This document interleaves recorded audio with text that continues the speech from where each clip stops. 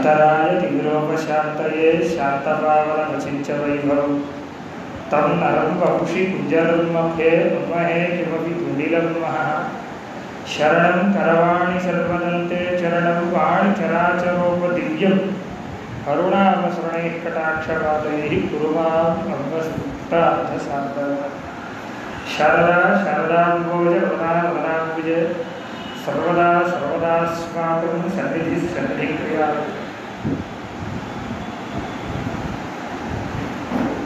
श्रुतिस्मृतिपुराणानाम् आलयं करुणालयं नमामि भगवत्पादशङ्करं लोकशङ्करं शङ्कारूपेण मच्चित्तं पक्कीकृतबुभूजया किङ्करीयस्य सामाया शङ्कराचार्यमाश्रये अष्टवर्षे चतुर्वेदी द्वादशे सर्वशास्त्रं षोडशे कृतवान् भाष्यं द्वात्रिंशे भगवद्गीता विद्या विनयसम्पन्नं वीतरागं विवेकिनं वन्दे वेदान्ततत्त्वज्ञं विदुषेकरभारती भारती करुणापात्रं भारती पदभूषणं भारती पदमारूढं भारती पीठमाश्रये वागर्थावगसम्पृक्तौ वागर्थप्रतिपत्तये जगतः पितरौ वन्दे पार्वती परमेश्वरौ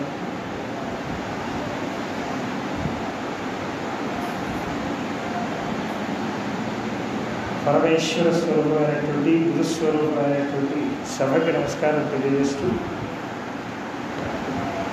భగవతి రాజరాజేశ్వరి అలాగే జగద్గురువుల యొక్క పరమానుగ్రహంగా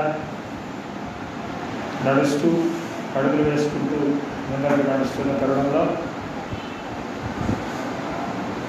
జగద్గురు శంకరాచార్య మహాసంస్థానం దక్షిణామనాయ శ్రీ శారదాపీఠం వారి పరమానుగ్రహంగా మొన్నటి వరకు కూడా శ్రీకాకుళంలో హమబ్రహ్మాస్మి సంస్థ చేసినటువంటి శంకర విజయం అనేటువంటి కార్యక్రమంలో తనమనగా ఉన్న సందర్భంలో నిష్టల నరసింహమూర్తి మహేశారు ఒకసారి ఫోన్ చేసి నాన్న ఎలా ఉంది ఏమైనా చెప్పే ప్రయత్నం చేస్తాడంటే తప్పకుండా అండి వస్తున్నది గురు పౌర్ణమి ఈ కాలం వినియోగం చేసుకుందామని వారితో చేయటం జరిగింది.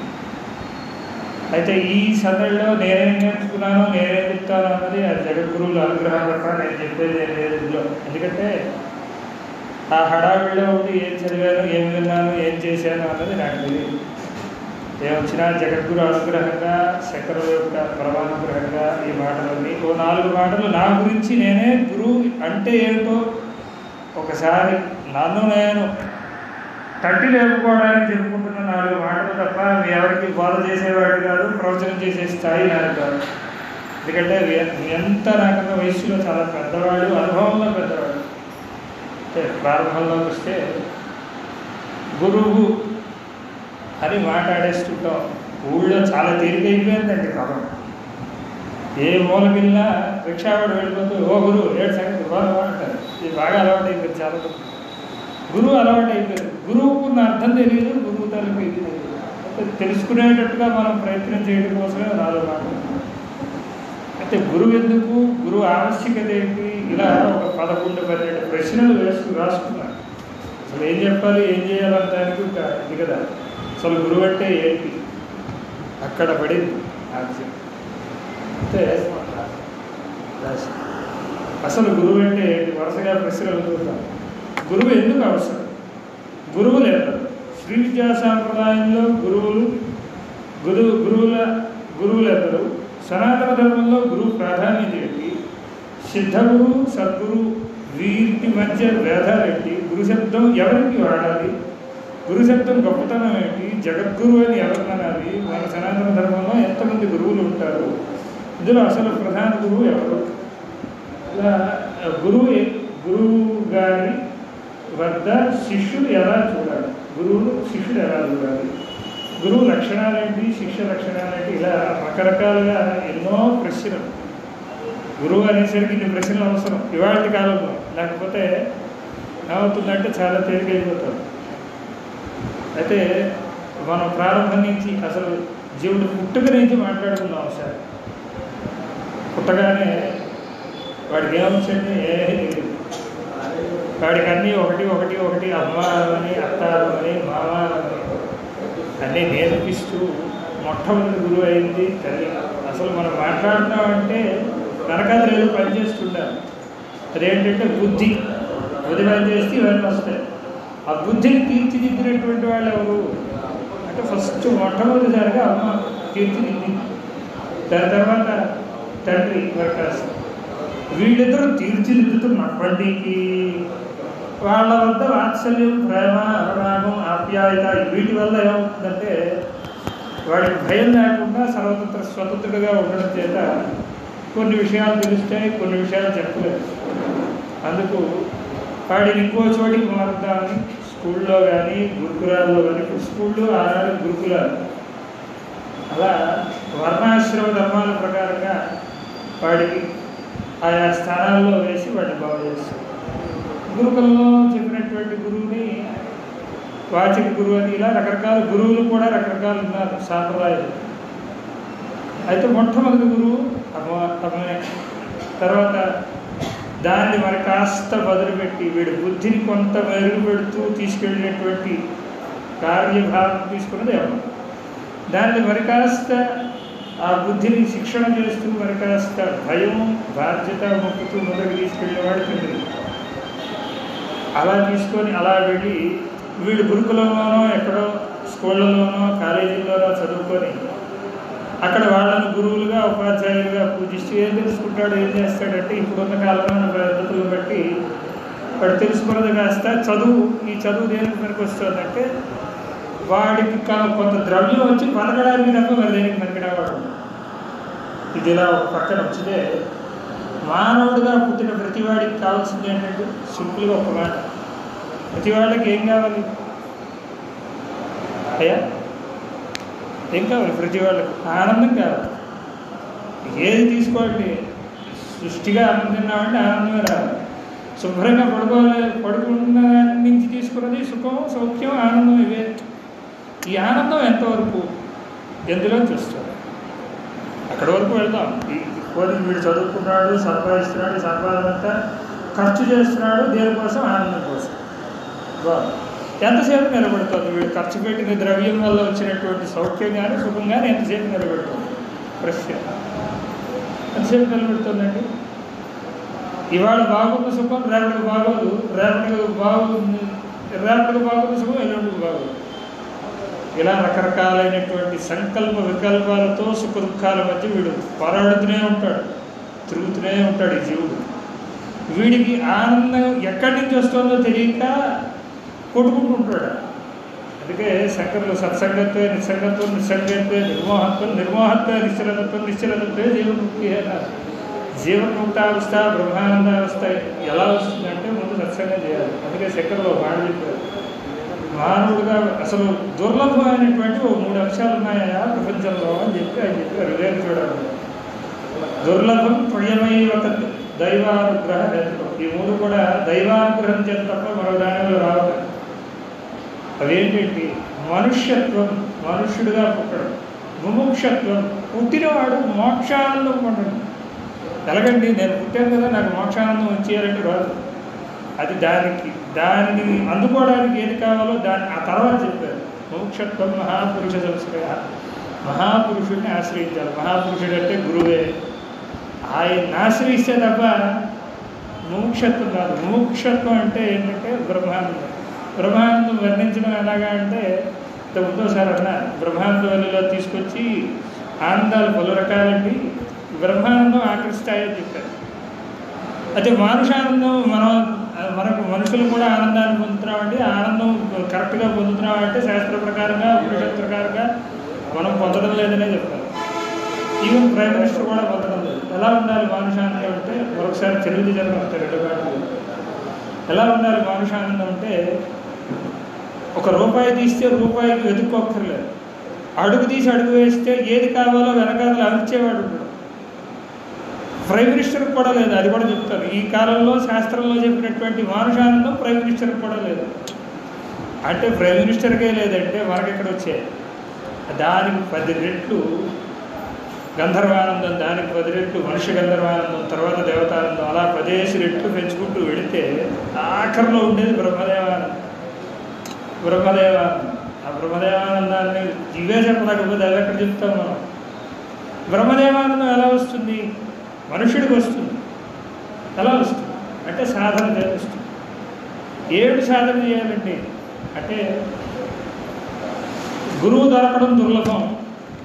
మహాపురుష సంశ్రయం అంటే ఇందాక అదే దుర్లభంలో అది ఉంది. గురువుని పట్టుకోవాలి. ఆ గురువుని పట్టుకుంటే వీడికి దొరుకుతుంది. ఎప్పుడు దొరుకుతుంది అంటే వీడి జన్మ పరంపరలో ఉన్నటువంటి పుణ్య పరిభాగం చేత తప్ప ఊరికనే దొరికేది కాదు.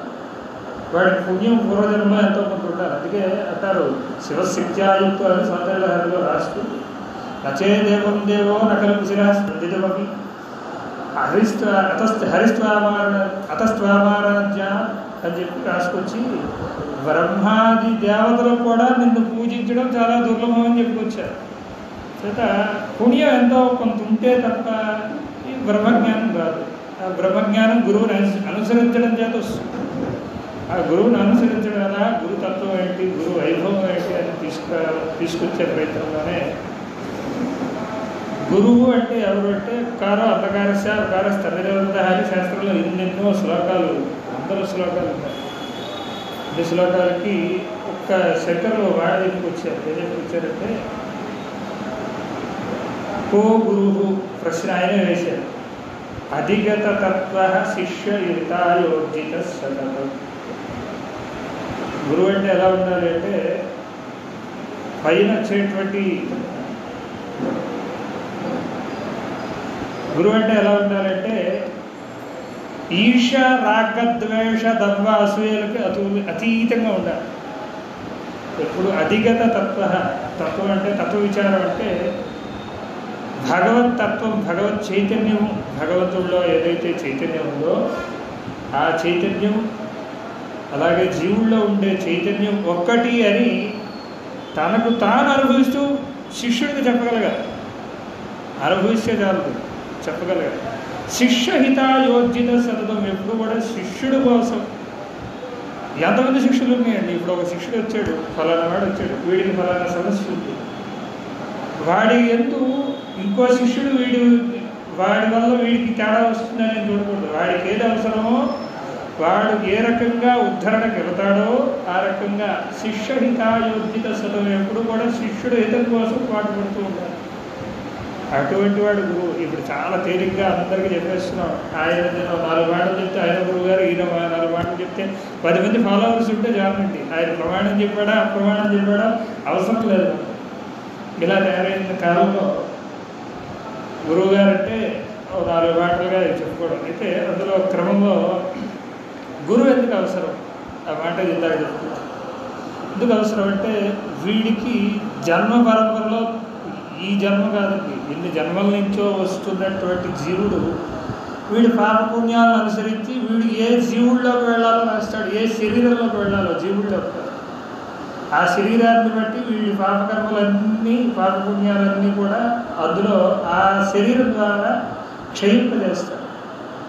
ధర్మానుకూలంగా ధర్మం పాటిస్తే పర్వాలేదు, ధర్మం లేకపోతే మళ్ళీ పాపకర్మలు పెరిగిపోతుంది. మళ్ళీ అక్కడ చిత్తంగా కూర్చొని గుప్తంగా రాసేవాడు చిత్రగుప్తుల దగ్గర రాసుకుంటాడు. ఈ క్రమంలో అలా వెళుతూ ఒకనాటికి ఎన్నాళ్ళని ఇలా శిష్యుడిని గురువుని ఆశ్రయించడం ఎంత కష్టమంటే వాడిలోనే ఒక ప్రశ్న రావాలి. ఎన్నాళ్ళు ఇలా తినడం, పడుకోవడం, నిద్రపోతుంది, హాయిగా తిరుగుతుండగా ఇంకేమైనా ఉందా, ఆనందం ఇంకే దేని నుంచి అయినా ఉందా అన్న ప్రశ్న వాడిలో పుట్టినప్పుడు గురువుని పట్టుకోవాలనేటువంటి ఒక తాపత్రయం వస్తుంది. ఆ తాపత్రయం భగవంతుడికి నివేదన చేస్తే భగవంతుడు ఒక మంచి గురువుని ఇస్తాడు. ఆ గురువు ఎలా ఉంటాడంటే ఇందాక చెప్పినట్టుగా అధిగత తత్వ, ఎప్పుడు తత్వ విచారణ భగవంతుడు ఏందే లభిస్తుంది. ఆయన ముఖం చూడగానే ఆయన చుట్టూ ఏముంది అర్థం లేదు. ఆయన ఒక పూరి గుడిసెలో ఉండొచ్చు. యోగరతోవా భోగరతోవా సంగరతోవా సంగే విలీన యశ్యత్ బ్రహ్మణి రమతే చిత్తం నందతి యోగం ఉందా, భోగం ఉందా, రోగం ఉందా, ఏది ఎప్పుడు బ్రహ్మవందే రమిస్తూ ఉంటాడు. అది గురువు లక్షణం. సంఘవిహీన, సంఘం ఉందా, ఎవరితో మాట్లాడుతుంటే సంఘవిహీన. ఉన్నారా పక్కన, ఎవరు ఉన్నారా, ఎవరు లేరా అక్కర్లేదు. యశ్చద్బ్రహ్మణి రమతే చిత్తం, ఎప్పుడు క్షణక్షణం బ్రహ్మమందే తన ఆలోచన నుంచి పరబ్రహ్మ వస్తువునే ఆశ్రయించేసి అలాగా ఆనందాన్ని పొందుతుంటారు. అయితే గురువు కూడా దైవానుగ్రహంగానే వస్తాడని చెప్పిన వాటిల్లో శంకరులు కూడా ఒక అవతార స్వరూపంగా గురుస్వరూపంగా వచ్చారు. శంకరుడే శంకరాచార్యుడు. ఎలా వస్తారండి? నిర్గుణ నిరాకారమైనటువంటి దేవుడు మన కోసం మనం అనుగ్రహించడానికి వస్తాడు. దానికి శాస్త్రంలో ఒక వాక్కు, ఉపాసకానాం కార్యార్థం బ్రహ్మణో రూపకల్పన. ఎందుకు వచ్చారు శంకరులు అంటే ప్రశ్న వేసుకుంటే, ఆ కాలంలో ఈ 72 అవైదిక మతాలు ఉన్నప్పటికీ కొంతమంది సధర్మాచరణ స్వధర్మాచరణ చేస్తూ భగవంతుని ప్రార్థన చేయడం చేత వచ్చారు. ఎవరు వాళ్ళు? ఆర్యాభ్యాస శివగురువులు. వాళ్ళకి అక్కడ మిగతా వాళ్ళు బ్రహ్మాది దేవతలు, బ్రహ్మదేవుడి దగ్గరికి మిగతా దేవతలందరూ వెళ్ళి ప్రార్థన చేస్తే ఆయన శంకరులుగా ఆర్యాభ్యాస శివగురువుల కడుపును పుట్టి 32 ఏళ్లలో మొత్తం ఆయన పూర్తి చేసి వెళ్ళారు. అలాగే ఎంతమంది హైగ్రీవ స్వామి, దత్తాత్రేయ స్వామి, ఎన్ని స్వరూపం తీసుకోండి, ఏ స్వరూపం తీసుకోండి, ఉపాసకుడిని అనుగ్రహించడానికే భగవంతుడు గురుస్వరూపంగా కూడా వస్తాడు. అయిన తర్వాత ఇంకా మాట్లాడదాం.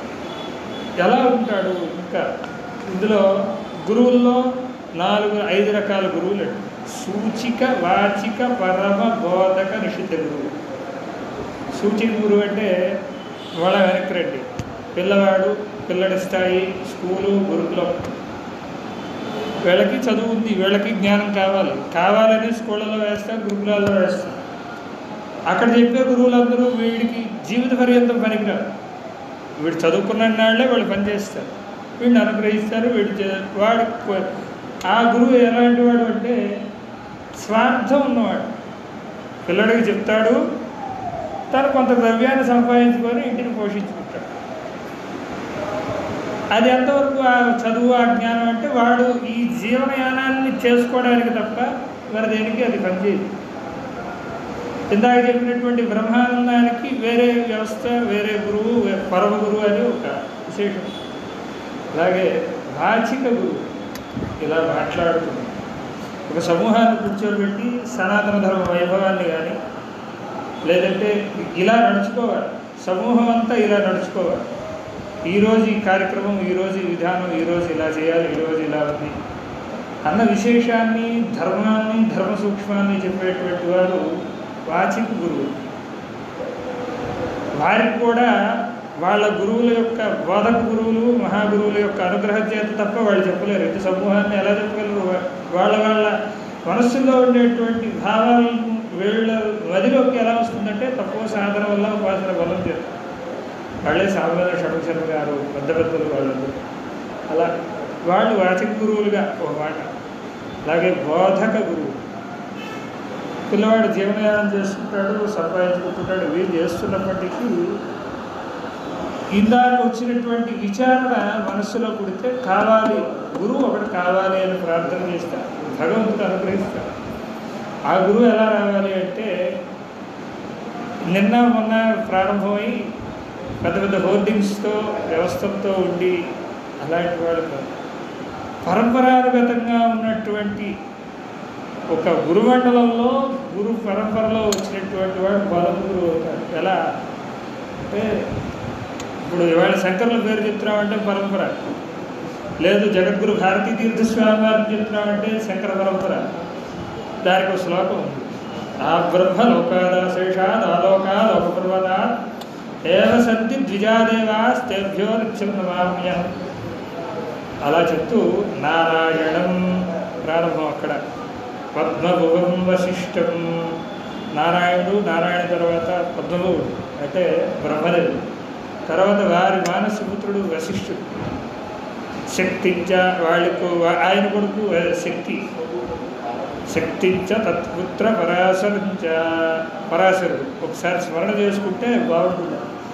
శక్తించ తత్పుత్ర పరాశరంచ వ్యాసం, వ్యాసుల వారు. అసలు ఈ మాసంలో మరో వ్యాసుడి తర్వాత సుఖయోగిడు.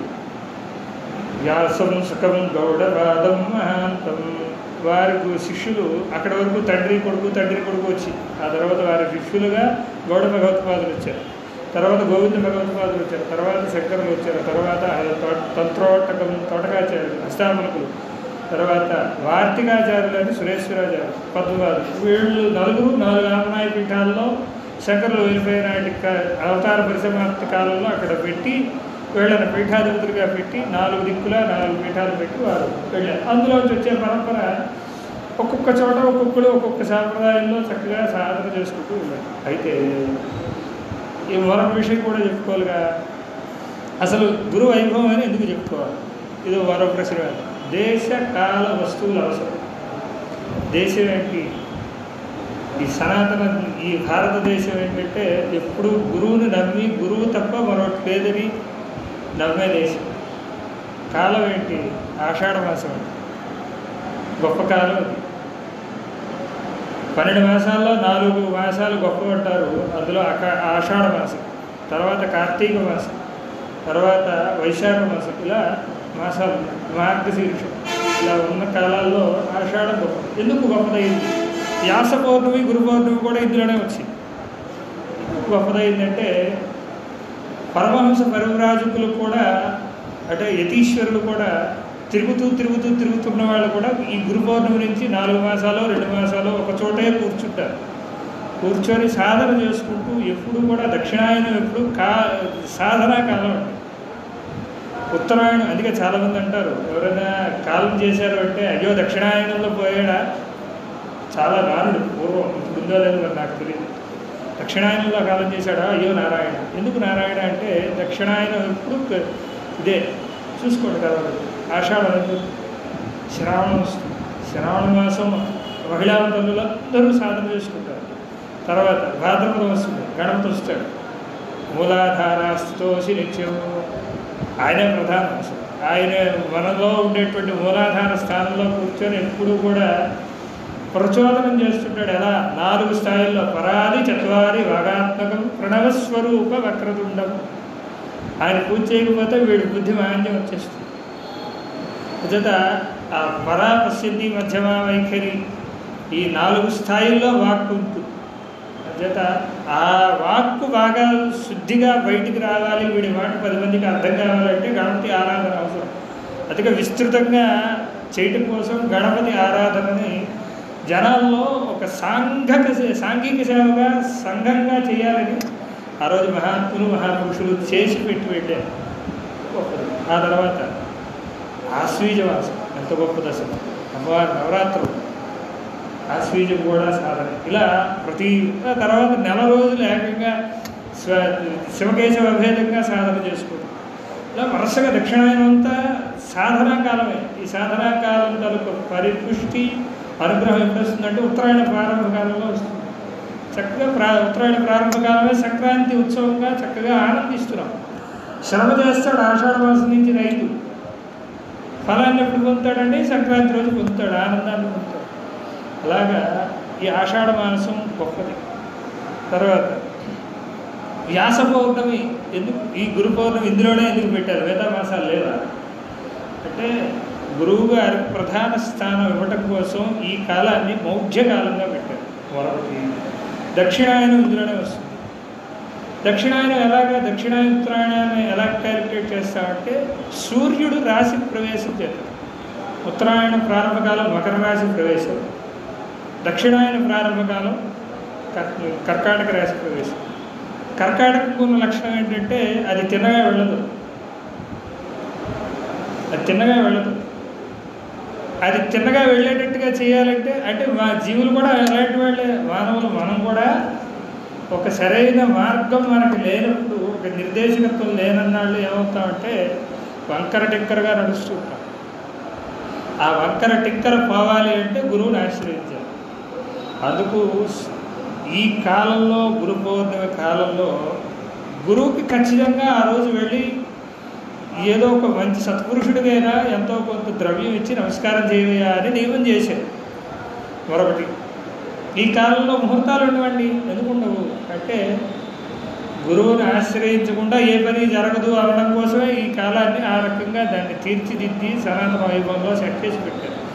ఇవన్నీ మనం డీకోడ్ చేసుకుంటే ఏమవుతుందంటే సనాతన ధర్మ వైభవం పరిడవిల్లుతుంది. రేపు పొద్దున మన పిల్లలు అడిగిన దానికి మనం చెప్పగలిగే స్థాయి వస్తుంది. ఇది ఆషాఢ మాసంకి ప్రత్యేకత. దేశ కాల వస్తువు ఏంటి గురువుగారు వైభవం, దాని గురించి కూడా చెప్పేసాం. ఇలా దేశ కాలాలను బట్టి వస్తువును బట్టి తీసుకొచ్చి గురువు వైభవాన్ని చెప్పుకుంటున్నాం. ఇప్పుడు కొంతవరకు కొంత విశేషాన్ని చెప్పుకున్నాం. అయితే ఆనందం అందరికీ కావాలి. ఇది ఒప్పుకుంటామా అందరం? అందరికీ ఆనందం కావాలా వద్దండి? కావాలి. కావాలి అంటే ఎలా వస్తుంది అంటే అది తింటే వస్తుంది, ఇది తింటే వస్తుంది అని రాదని తేలిపోయింది. అలా తిరిగితే వస్తుంది, ఇలా తిరిగితే వస్తుందని రాదని తేలిపోయింది. అయితే ఎలా అంటే మన ధర్మంలో పరబ్రహ్మ చైతన్యం నీలోనే ఉంది. ఆ ఎదురుగా కనిపిస్తున్నది. అందుకే అభిషేకంలో రుద్రాభిషేకం చేయించుకుంటే ఆయన అభిషేకం చేయిస్తున్న ఆయన చెప్తాడు, నా రుద్రో రుద్రవచ్చయ 3 సార్లు రుద్రోహమయ శివోహమయ అంటారు. ఎన్నిసార్లు ఎందుకని ఉంటారంటే వీడు శివుడైతే కానీ అక్కడ పూజ చేయడానికి అవదయ్యా అని చెప్తారు. ఎలా అవుతాడు? ఆయన చెప్పేస్తాడు నువ్వు అయిపోతావా అంటే కాదు. అంటే క్రమంగా, అందుకే అది మధ్యలో వస్తుంది చూడండి. కావాలంటే కొంత మంత్రభాగం పూర్తయి మధ్యలోకి వచ్చేసరికి వస్తుంది. అంటే ఈ న్యాసము ఈ విధానం ఎందుకు తీసుకొచ్చారు అంటే శరీర శుద్ధి కోసం వచ్చింది. ఊరికినే నేను తీసుకొచ్చి జీవుడికి దేవుడికి అభేదం అండి, మీకు నాకు అభేదం, మీరు నేను ఒకటే, మీలో ఉన్న చైతన్యానికి నాకున్న చైతన్యానికి ఎటువంటి భేదం లేదు కనుక మీతో పాటు నేను వస్తాను, అక్కడికి తిరుగుతాను, ఇక్కడ తిరుగుతానంటే కుదరదు. ఒక్కొక్క చైతన్యానికి ఒక్కొక్క తపోశక్తి, ఒక్కొక్క గ్రాహ్య శక్తి ఉంటుంది. అలాగే భగవంతుడి దగ్గర కూడా అటువంటి విధానమే ఉంటుంది. అక్కడేమవుతుందంటే ప్రతిష్టాకాలంలో ఏం చేస్తారు, క్రమ పద్ధతిలో ఒక 3 రోజులు 4 రోజులు 5 రోజులు ఒక 5-6 రాత్రులు కూర్చొని దానికి సాధన సంపత్తి వైభవం ఆ మూర్తికి ఇచ్చి ప్రతిష్ఠ చేసి సకల జీవుల యొక్క చైతన్యం ఆ ఊర్లన్నీ ఎందుకు వేయిస్తున్నారు? అందుకే ఆ మూర్తిలోకి ప్రవేశింపజేస్తారు. ఆ ప్రవేశింపజేయడం తర్వాత వచ్చేటువంటి వైభవం అందరినీ రక్షిస్తుంది. ఆ తర్వాత క్రమేపీ ఉత్సవాలు, వారోత్సవ, మాసోత్సవ, లక్షోత్సవ ఇలా చేస్తూ ఉన్న క్రమంలో ఆ జీవశ్రీ చైతన్యం ఇంకా వృత్తిని చెంది మహావైభవాన్ని చెంది అందరూ ఆశ్రయించి దండం పెట్టిన ప్రతి వాడికి అనుగ్రహం చేస్తుంది. మన దక్షిణాపథంలో ఏ దేవతామూర్తిని దేవాలయ ప్రవేశం ఎందుకు చేయించినట్టే దేవతా శక్తి వీళ్ళ ప్రతిష్ఠ చేత వస్తుంది, మనుషుడి ప్రతిష్ఠ చేత. ఈ రకరకాల వాళ్ళు శరీరంలో ఉండేటువంటి చెప్పలేం కదండి.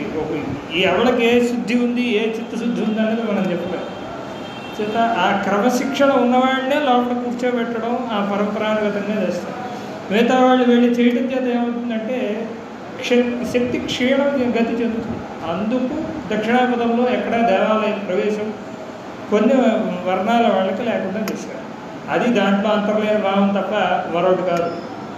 అది చెప్పుకుంటూ వస్తే అలా ఏదైతే అనుగ్రహం చేస్తుందో ఆ జీవాత్మ పరమాత్మ ఏకత్వ సాధన ఎలా తెలుస్తుంది? అది అనుభవపూర్వకంగా చెప్తే తప్ప అనుభవించిన వాడు చెప్తే తప్ప వీడికి అర్థం కాదు. అది అనుభవించేవాడు ఎవడండి అంటే గురువే. అది గత కొన్ని శ్లోకాలు ఇలా వెళుతూ ఉంటే అయితే ఇప్పుడు సూచిక వాచిక పరమగురు ఎవరు? పరమగురు బోధక గురువు ఎవరండి అంటే వీడికి ఏదైతే చైతన్యం వీడు దేవుడు భగవంతుడు అభేదంగా ఉన్నాడని ఎవడైతే చెప్పి వీడి క్రమంలో ఏదో ఒక మంత్రాన్ని ఇచ్చి ఆ మంత్రాన్ని ఇలా సాధన చేయవయ్యా అని నియమాలతో వాడికి సాధన చేయించేవాడు ఎవరైతే ఉన్నాడో తను సాధన చేస్తూ దాంట్లో ఉన్నటువంటి ఆనందాన్ని ఈ శిష్యుడికి ఉండేటువంటి సంశయాల్ని తీర్చే గురువు ఎవడైతే ఉన్నాడో ఆయన బోధక గురువు. తర్వాత పరమగురు అంటే ఈయనకన్నా మరొక స్టెప్ ఎక్కువ. అంటే ఈయన ఇంట్లో సంసారం సాగరం అన్నీ ఉంటున్నా ఇలా సాధన చేస్తూ సూచనలు సాధనలు బోధనలు అన్నీ చేస్తూ మంత్రదీక్షలు ఇవ్వడం ఇదో విధానం. ఇక్కడ శ్రీకాకుళంలో కానీ చాలా సాంప్రదాయాల్లో కానీ ఇందులో శ్రీ విద్యా సాంప్రదాయాల్లో గృహస్థులకి పాదకాంత దీక్షలు ఇవన్నీ ఉన్నాయి. ఆ సాధన, ఆ మంత్ర దీక్షలు ఇవ్వటం, వర్ణాతీతంగా దీక్ష ఇవ్వటం ఇవన్నీ ఉన్నాయి. ఆ సాధన చేసుకోవడం, ఈ మంత్రం ఈ స్థాయి వాడికి ఇన్నాళ్ళు ఇది ఆ క్రమం అంతా ఉంటుంది. అది సంసారంలో అందరూ కూడా చేసుకునే విధానం. అయితే ఇంకొక స్టెప్ ఎక్కితే సంసారం తర్వాత, గృహస్థు తర్వాత మరో స్టెప్ ఏంటి? సన్యాసి. సన్యాసిని పరమగురువు అంటారు. ఆయన ఏం చేస్తాడు అంటే ఈ మంత్రాలన్నీ పక్కన పెట్టేస్తాడు. గృహస్థు ఎప్పుడు కూడా చేయవలసినటువంటి నియమాలలో ఓంకార సాధన ఎప్పుడు చేయకూడదండి. నేను చెప్పిన మాట కాదు, పెద్దలు చెప్పిన మాట. కూర్చొని దీర్ఘంగా ప్రణవ మంత్రాన్ని చెప్పకూడదు, ఓంకారం అనకూడదు. అసలు స్వభావం ప్రణవ మహామంత్రాన్ని దీర్ఘంగా సాధన చేయకూడదు. యోగాల్లో ఇవి చెప్తున్నారు కానీ ప్రమాణం కాదు. ఎందుకంటే గృహస్థుకు కావాల్సింది వైరాగ్యం కాదు. గృహస్థ ధర్మాలు ఆచరిస్తూ క్రమేణీ వైరాగ్యాన్ని పొందాలి తప్ప గృహస్థ ధర్మంలోనే వైరాగ్యాన్ని పొందడం అన్నది లేదు. అందుచేత ప్రణవ మహావాక్యాన్ని నిత్యము దీర్ఘంగా ఉపాసన చేయకూడదు, ఇది నియమం.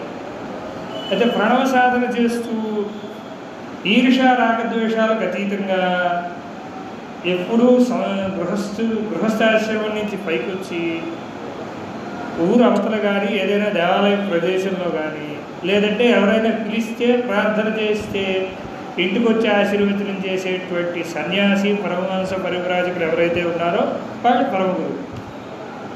తర్వాత నిషిద్ధ గురువు, ఆయన గురువే కానీ సాంప్రదాయబద్ధంగా లేకుండా ఆచారాలు రకరకాలు ఉన్నాయి. వామాచార దక్షిణాచార రకాలు ఉన్నాయి. కానీ సమయ దక్షిణాచారాలు ఏం చేస్తాయంటే జీవుడిని పైకి అంచెలంచెలుగా తీసుకెళ్తాయి. కానీ ఈ నిషిద్ధ గురువు చేసినటువంటి విశేషం ఏంటంటే కొన్ని ఆచార సాంప్రదాయాలకు విరుద్ధంగా వేరే ఆచారంలో చేసి అర్జెంటుగా ఫలితాన్ని పొందుతాడు. ఎంత వేరంగా ఫలితాన్ని పొందాడో అంత వేరంగా పడిపోతాడు. అలాంటి గురువులను ఆశ్రయించడం వల్ల ఈ జీవుడు ఎవడైతే ఉన్నాడో, ఈ మానవుడు ఎవడైతే ఉన్నాడో వాడు పాడవుతాడు. అలాంటి వాళ్ళని ఆశ్రయించడం నిషిద్ధం అని చెప్పి వారిని గురుస్థానంలో కూర్చోబెట్టింది కానీ నిషిద్ధంగా కూర్చోబెట్టింది. వారిని ఆశ్రయించకూడదు, నమస్కారం వరకు పెట్టి చేయొచ్చు. ఇలా ఉంటుంటే తర్వాత శ్రీ విద్యా సాంప్రదాయం వస్తే అసలు గురువు ఎందుకంటే అవసరం అంటే చెప్పుకొచ్చాం ఇందాకే. గురువు చాలా అవసరం అండి. మనకు ఆనందం కావాలి. ఆనందం ఎలా వస్తుందంటే జ్ఞానం చేత వస్తుంది. జ్ఞానం ఎలా వస్తుందంటే గురువు ద్వారా వస్తుంది. గురువు ఉపాధి ఉన్నది అంటే అది పరంపరాగతంగా వస్తున్నటువంటి జ్ఞానం వాడుకుండేటువంటి పుణ్య పరిపాకం చేత, అలాగే వాడుకుండేటువంటి భగవద్ అనుగ్రహం చేత ఆ గురువు గారి ద్వారా ఈ శిష్యుడికి వస్తుంది. ఒకప్పటి బాగా సేవ చేసిన శిష్యుడే ఒకప్పుడు గురువు అవుతాడు. శిష్యరికం లేని గురువు అసలు గురువు స్థానంలో కూర్చోలేడు. బాగా సేవ చేసి గురువు మనస్సు తెలుసుకోవాలి. ముందు గురువు దగ్గర గురువు మనస్సు తెలుసుకోవడం శిష్యుషల్లో 4 రకాలు ఉన్నాయి. అయితే గురువు వైభవం అవుతోంది కనుక కాస్త తర్వాత చెప్తాను. అలా గురువుని ఆశ్రయించి సాధన చేసుకోవడం. అలా శ్రీ విద్యలో అయితే ఈ మంత్రాలు ఈ సాధన ఎలా వస్తుందండి అంటే శంకరులు దశమహావిద్యలని ఉన్నాయి మనకి. అవన్నింటిలోంచి ఒకే ఒకటి త్రిపుర సుందరి విద్య తీసుకొచ్చి శ్రీ విద్యగా దాన్ని పెట్టి అన్నింటినీ రైట్ చేసి కామాక్షి పీఠంలో కామాక్షి అమ్మవారి ఎదురుగా శ్రీచక్రం వేసి ఆ యంత్రాన్ని చుట్టూ ఒక విశేషమైనటువంటి సాధన తీసుకొచ్చారు. అదే శ్రీ విద్యా సాంప్రదాయం. శ్రీ విద్యా సాధకులకు కావాల్సింది యంత్రం ఏంటంటే శ్రీయంత్రమే, శ్రీచక్రరాజు. శ్రీచక్రాన్ని అందరూ పూజించవచ్చా అంటే ఇందాక చెప్పినట్టుగా గురువు అనుగ్రహంగా గురు సాంప్రదాయంలో ఉన్నవాడు పూజ చేసుకోవచ్చు. లేదు పూజ చేసుకోవాలంటే కొంతమంది దగ్గర పర్మిషన్స్ అవసరం. అయితే దాని గురించి తర్వాత చూద్దాం. ఇలా వెళ్తూ ఉంటే అది ఆ క్రమంలో ఎవరైతే వస్తున్నారో ఆ శ్రీ విద్యలో ఎంతమంది గురువులు. అయితే మనకు మంత్రం ఇచ్చేటువంటి గురువు గారు స్వగురువు గారండి. మన తండ్రి గారు, తండ్రి తాత ముత్తాత ఎలాగో ఇందులో మంత్రం ఇచ్చేటువంటి గురువు గారు స్వగురువు. వారికి గురువు గారు పరమగురువు, వారికి గురువు గారు పరమేశ్వరుడు. ఆయన చెప్పేది ఏంటంటే గురువు చెప్పేటువంటి విశేషం ఏంటంటే ఈ శ్రీ విద్యలో కానీ లేదంటే అద్వైత సాంప్రదాయంలో కానీ గురువు చెప్పేటువంటి విషయం ఏంటంటే హంసో నామ సదాశివ అని చెప్తాడు. ఆయన నీలో ఉన్న ఒక చైతన్యం ఉంది. ఆ చైతన్యం రోజు చేస్తున్నటువంటి ప్రయాణం ఏంటంటే 24,000 సార్లు ప్రయాణిస్తుంది. అది ఎలా ప్రయాణం చేస్తుంది అంటే ఉచ్ఛ్వాస నిశ్వాసం రూపంలో ప్రయాణం చేస్తుంది. ఉచ్ఛ్వాస ఒక శబ్దము, నిశ్వాస ఒక శబ్దము వస్తుంది. కావాలంటే ప్రయత్నం చూడండి, చేసి చూడండి, గమనించి చూడండి. ఉచ్ఛ్వాస చేసేటప్పుడు హమ్ అని వస్తుంది, విడిచిపెట్టేటప్పుడు సహా వస్తుంది. ఏదైతే తిరుగుతోందో 24,000 సార్లు, 21,600, 24,000 కాదు, 21,600 లెక్క పెట్టాలా చూడండి. లెక్క పెట్టుకోవడమే 24 గంటల్లో 21,600 సార్లు మనం కరెక్ట్గా ఆరోగ్యవంతుడు ఎవడైతే ఉన్నాడో వాడు ఊపిరి తీసుకుంటాడు. దానిని హంస అని పేరు. నీలో ఉన్నది హంసేనయ్యా. ఈ శరీరంతో నీకు తాదాత్మ్యతతో నువ్వు దుఃఖంలో ఉన్నావు తప్ప శరీరం కన్నా అతీతంగా ఉన్నవాడు నువ్వు. శరీరంలో ఉండడం చేత శరీరమే నువ్వు అనుకొని తిరుగుతున్నావు కనుక నువ్వు దుఃఖంలో ఉన్నావు. ఆ దుఃఖంలోంచి ఎలా బయటకు వస్తాడు అంటే ఈ ఉద్బోధ చేత వస్తాడు. నీలో ఒక హంసో నామ సదాశివ. నువ్వు సదాశివుడు అవుతావు. ఎలాగా చెప్పారు కదా, నేను సదాశివుడిని అండి, నేనేం చేయకుండా ఇంట్లో కూర్చొని ఇలా కూర్చొని ఉంటానండి అంటే రాదు. అది వచ్చేది క్రమంలో ఇందాక అనుకున్నట్టు ఆ రకంగా చెప్పి బోధన చేసి ఒక మంత్రాన్ని ఇచ్చి ఆ మంత్రం ఎలా జపం చేయాలో అది కూడా చెప్తాడు ఆయన. ఆ మంత్రాన్ని ఈయనకి ఎలా వచ్చింది అంటే ఇందాక చెప్పుకున్నటువంటి పరంపరాగతంగా వచ్చింది. ఇందులో ఓఘత్రయం ఉంది శ్రీ విద్యలోనే. ఇప్పుడు అమ్మవారి గురించి చెప్పాలంటే ఇప్పుడు ఈ శ్లోకం సింపుల్గా చెప్పారు, నారాయణ పద్మభూమ వశిష్టం. ఇంకా సింపుల్గా చెప్పాలంటే సదాశివ సమారంభం లేదా నారాయణ సమారంభం వ్యాసశంకర మధ్యమానం ఉంటారు. ఇలా చెప్పుకొని వస్తాం. కానీ ఇంకా లోతుకి వెళితే గురు పరంపర చాలా ఎక్కువ. ఆ ఎక్కువలో ఎంత ఎక్కువ చెప్పలేక వాళ్ళు మూడు వృత్తాల కింద చెప్పుకొచ్చారు. దివ్యౌఘ, సిద్ధౌఘ, మానవౌఘాలని 3. దివ్యౌఘలు అంటే దేవతల వరకు వాళ్ళు సాధన, అమ్మవారిని సాధన చేసిన వాళ్ళు ఉన్నారు. సిద్ధౌఘ అంటే ఋషులు. దేవతలు సాధన చేశారు, ఋషులకి ఇచ్చారు. బ్రహ్మాది దేవతలకు అలా వచ్చి ఋషులు తీసుకున్నారు. ఇప్పుడు నారాయణం, పద్మభూమి, వశిష్టం, శక్తించ ఇది ఋషి సాంప్రదాయంలోకి వచ్చాం. వశిష్ఠ మహర్షి, వ్యాసుల వరకు, శుకుడు వరకు. గౌడపాదం మహాంతం గోవింద యోగీంద్ర. గోవింద భగవత్పాదులు, గౌడ భగవత్పాదులు, శంకరాచార్యుల వారు వీళ్ళంతా మానవోభంలోకి వస్తారు. ఆ క్రమంలో అలా క్రమం వచ్చి ఏ శృంగేరియో లేదా ఏ పూరియో లేకపోతే ఇక్కడ కాళికామఠం పశ్చిమామనాయమో లేకపోతే జ్యోతిష్ పీఠంలోంచో ఆ శ్రీ విద్య ఈ మానవులకి ఈ సాంప్రదాయంలో 4 సాంప్రదాయాలు ఉన్నాయి శ్రీ విద్యలోని. ఇంకేదైనా అలా వస్తూ వచ్చి అలా సాధన చేయడం. ఈ తన గురువు గారు ఏదైతే మంత్రం ఇచ్చారో ఆయన స్వగురు, పరమగురు, పరమేశ్వర గురు, వీళ్ళంతా మానవోగంలోకి వస్తారు. ఇలా క్రమం గురుక్రమం ఇలా ఉంది. ఇప్పుడు గురువుని ఎలాంటి గురువుని ఇప్పుడు ఆశ్రయించాలో ఒక అవగాహన వచ్చి ఉంటుంది. గురువు గారు కావాలి అంటే ఎలాంటి గురువుని ఆశ్రయించాలో ఒక కొంత అవగాహన వచ్చి ఉంటుంది. అంటే ఒక గురువుని ఆశ్రయించామంటే ఆ గురువుకి ఏమిటి ఉండాలండి అంటే పరంపర ఉండాలి. ఆ పరంపర ఎక్కడి నుంచి ఉండాలి అంటే సదాశివ సమారంభ, శివుడు కానివ్వండి, నారాయణుడు కానివ్వండి, అక్కడి నుంచి ప్రారంభం అవ్వాలి. అంటే మనకి ఇప్పుడు ఒక మాట అర్థమైంది. అంటే పరంపర లేకుండా ఇప్పటికిప్పుడే ఒక యోగాన్ని పొంది లేదంటే పూర్వజన్మ సుకృతం చేత ఏదో మిరాకిల్ చేసి ఏదో వచ్చిన వాడికి అనివార్య అష్టసిద్ధుల్లో వచ్చి నీకు కష్టం పోయింది ఈ సుఖం వస్తుంది అని విభూతి ఇచ్చినవాడు గురువు అవడు. స్థానంలో ఉంటాడు, గురుస్థానంలో ఉంటాడు. కానీ వారిని పట్టుకోవడం చేత రావలసినటువంటి జ్ఞానం రాదు, వచ్చేటువంటి జ్ఞానం రాదు. సేవ వరకు ఇక్కడ ఉండేటువంటి ఈ కార్యాల వరకు నడుస్తాయి. ఈ మానవుడిగా పుట్టినటువంటి కారణం చేత జరగవలసినటువంటి కార్యాలు, పెళ్ళిళ్ళు, పేరాంటాలు ఇవన్నీ జరుగుతాయి వాళ్ళని ఆశ్రయించడం చేత. వాళ్ళు భగవంతుడి శబ్దానికి కూడా అర్హులు కాదు. ఇది గట్టిగా చెప్తున్నామని బాధపడక్కర్లేదు. కొన్ని సందర్భాల్లో అంటే ఒక ప్రమాణాన్ని చెప్పడం కోసం ఈ ప్రయత్నం చేస్తున్నాం. అంచేత గురువు అంటే ఆ పరంపర ఉండాలి. అలాగే ఆయన దగ్గర తపోశక్తి ఉండాలి. చూడగానే ఆ శ్లోకాలు కొన్ని ఉన్నాయండి, ఆ గురువు అంటే అర్థానికి ఆ శ్లోకాలు చదువుతుంటే అసలు ఆశ్చర్యం పోవాల్సి వస్తుంది. అలా అటువంటి గురువులను ఆశ్రయించి మనం సాధన చేయగలిగితే అప్పుడు జ్ఞానం వచ్చేను. జ్ఞానం వస్తే ఆనందం అనుభవంలోకి వస్తుంది. అది చెప్పారు. దుఃఖపడకయా, దుఃఖం చేత నీకు వచ్చేదేం లేదు,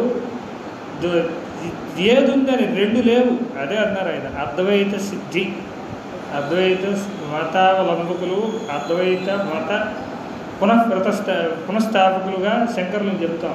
ఆయన వచ్చాక అద్వైత సిద్ధి, అద్వైత సాధన పెట్టలేదు. ఆయనకు ముందు నుంచి ఉన్న సాధననే మళ్ళా పునః స్థాపన చేశారు. ఆయనకు ముందు నుంచి ఉన్నదే అద్వైత సాంప్రదాయం, ముందు నుంచి ఉన్నదే మళ్ళా సుప్రతిష్ఠితం చేసిన సాధన మహానుభావులు. ఆయన ఏంటి అద్వైతం అంటే రెండు కానిది ఒకటే. ప్రపంచంలో రెండు లేవు. రెండు అంటే జీవాత్మ పరమాత్మ అని మన వాళ్ళు అంటారు. కొన్ని సాంప్రదాయాలు విశిష్టాద్వైతంలో జీవాత్మ పరమాత్మ ఉందంటారు. ఇలా రకరకాలు ఉన్నాయి. కానీ ఆయన చెప్పేది ఏంటంటే జీవుడు వేరు, దేవుడు వేరు కాదయా అని చెప్పుకొస్తారు. దీని గురించే దేవి భాగవతంలో మొట్టమొదటి శ్లోకం చెప్పారు. ఎవరు చెప్పారు? వ్యాసులు వారు చెప్పారు. సర్వ చైతన్య రూపాంతాం ఆద్యాం విద్యాంచ ధీమహి బుద్ధిం యాన ప్రచోదయాలు. బ్రహ్మాండంలో ఉన్నది ఒకటే చైతన్యం. అది ఎలా ఉంది? అక్షరస్వరూపంగా ఉంది. అక్షరాలే మాటలు, పదాలు, జ్ఞానం అయింది. అకారాది క్షకారాంతమే రోజు పారాయణ చేస్తే పెద్దలు ఎందరో చెప్పారు. ఇప్పటికీ నేను కూడా అదే చెప్తాను. అకారాది క్షకారాంతం రోజు వాళ్ళు చదివించండి మీ పిల్లల చేత కానీ ఎవరి చేత కానీ. వాడు ఒక నెల రోజులు 2 మాసాలు సాధన చేసిన తర్వాత వాళ్ళలోంచి విశేషమైనటువంటి వాగ్వైభవం వస్తుంది. అది ఎలా ఉంది? జ్ఞానం. ఆద్యాం విద్యాంచ ధీమహి. అకారాది క్షకారాంతాల్లో ఈ విద్య అంతా, ఈ జ్ఞానం అంతా ఉంది. ఆ జ్ఞానం నాకు ఇవ్వు అని అమ్మవారిని ప్రార్థన చేసి రాశారు దేవి భాగవతం వ్యాసులు వారు. అచేత దీని నుంచి, ఈ శ్లోకం నుంచి మనం చెప్పుకున్నది ఏంటి? అఖండమైనటువంటి చైతన్యం ఏం చేసిందంటే ఏకైక శక్తి పరమేశ్వరిశ, ఒకే శక్తి రకరకాలుగా వచ్చింది. ఈ జీవుల్ని సృష్టి చేసి ఈ సృష్టిని క్రమాన్ని నడిపిస్తూ ఆయన ఆనందిస్తున్నాడు. ఈ మాయలో మనం వేసి అయితే తెలివి అంతే కదా. ఇప్పుడు లెక్కలు రాని వాడికి పిచ్చిలా ఉంటుంది.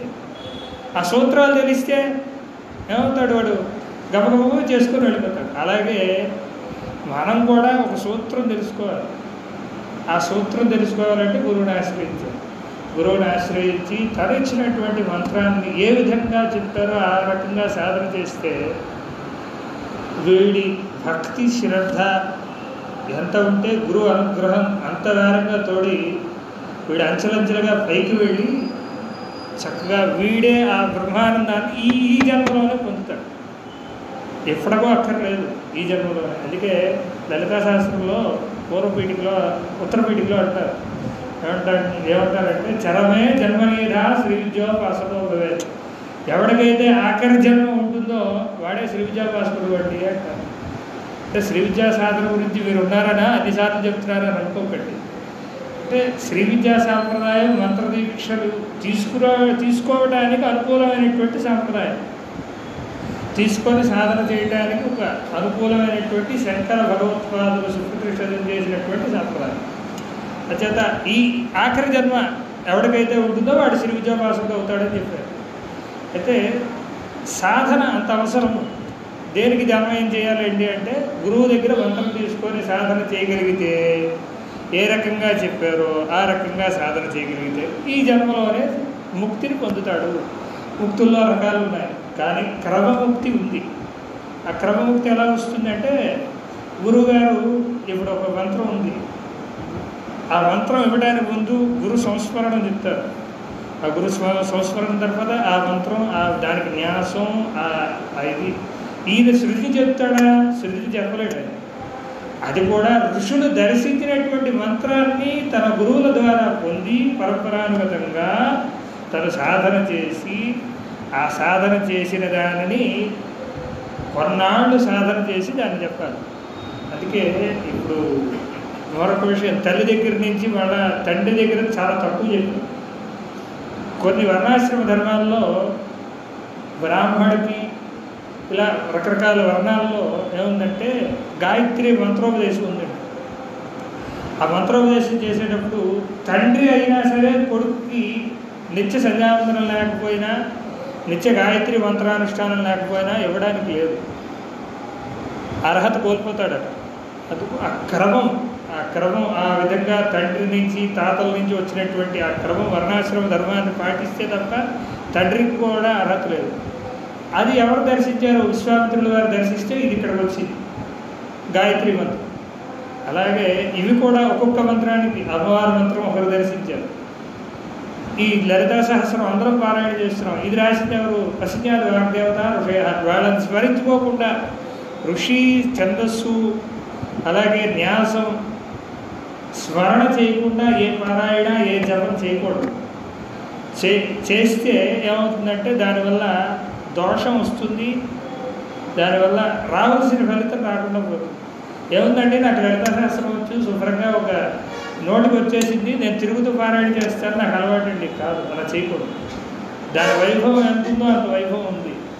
హైగ్రీవుల వారి దగ్గర 300 ఏళ్ళు కూర్చుంటే అగస్త్యుల వారి దౌర్భాగ్యం కాదు, మన కోసం వారు కూర్చుంటే వచ్చినటువంటి గొప్పదైనటువంటి స్తోత్రం ఏదైనా ఉందంటే రహస్యనామ సహస్ర స్తోత్రం నామ అని చెప్పారు. అందులో ఆఖరిలో ద్వితీయోధ్యాయ సమాప్త. రహస్య స్తోత్రం ఏదైనా ఉందంటే అదే. ఆయన 300 ఏళ్ళు కూర్చొని మీరు చెప్తే కానీ వీల్లేదని కూర్చుంటే షోడశి మహామూలమంత్రాన్ని దానితో పాటు లలితా సహస్రాన్ని అనుగ్రహించారు. స్తోత్రం కనుక విశేషంగా ప్రచారంలోకి వచ్చేసింది, చేయటంలో తప్పులేదు. కానీ దానికి ఎంత గౌరవ మర్యాదలు ఇవ్వాలో అంత గౌరవ మర్యాదలు ఇస్తూ చేయాలి. మరలా గురువుగారి దగ్గరికి వద్దాం. గురు శబ్దం ఎవరికి వాడాలి? ఇందాకే చెప్తాం, పరంపరానుగతంగా వచ్చేటువంటి వారికి వాడండి. తర్వాత గురు శబ్దం గొప్పదనం ఏంటి అంటే ఒక శ్లోకం చూద్దాం.